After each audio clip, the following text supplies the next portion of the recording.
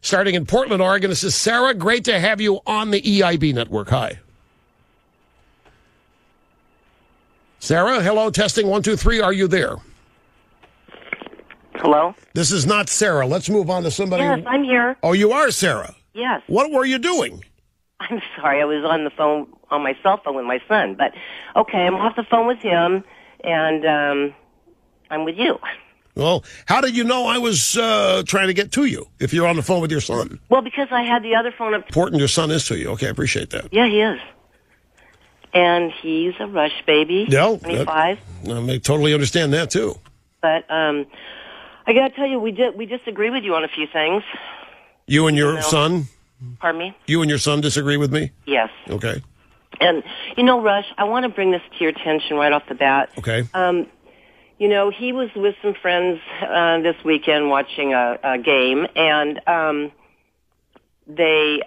one of the guys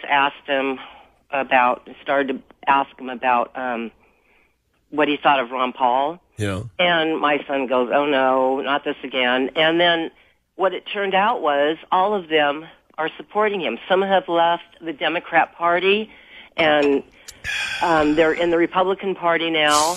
And I'm bringing this to the attention of you and whoever else wants to pay attention to it, because this is serious.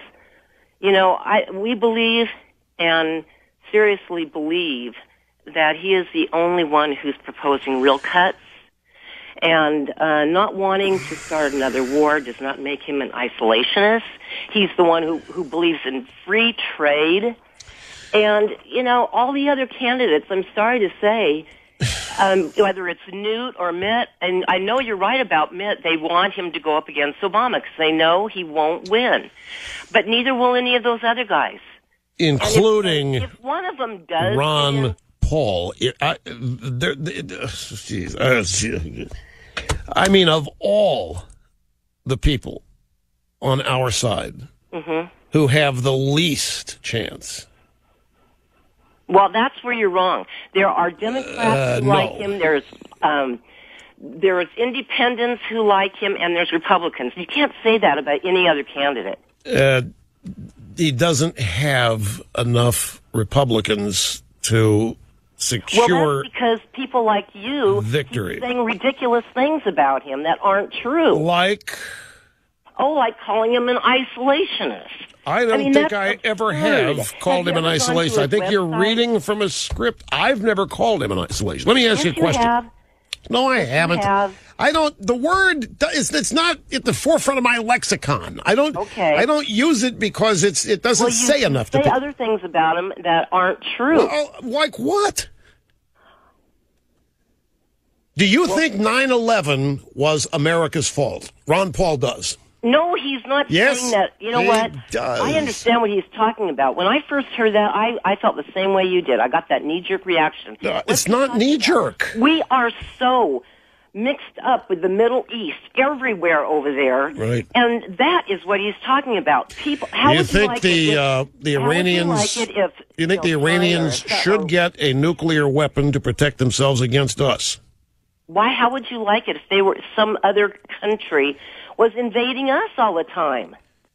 Well, it's, we wouldn't like it. We would not like it. Well, a country isn't, but an idea is. And Ron Paul doesn't think it's a problem. Doesn't think what's the problem? The idea that is trying to wipe us out. That's not true at all. Militant Islam. He's content for them to get nuclear weapons. No, see, there you go. You're saying things that I'm just telling you what he says. Onto his website. I'm just telling you what he says. Do you know what my friend from Cuba says? That when that Patriot Act was passed, all right, I was for that. And he said, no, that is not good. And he's now you're going to quote a I think friend he understands what's going on here. We're losing our civil liberties. And nobody seems to understand that. Come on, you're not. Your son's not a rush baby. You're a liberal Democrat. You want Paul. You're trying to sabotage us.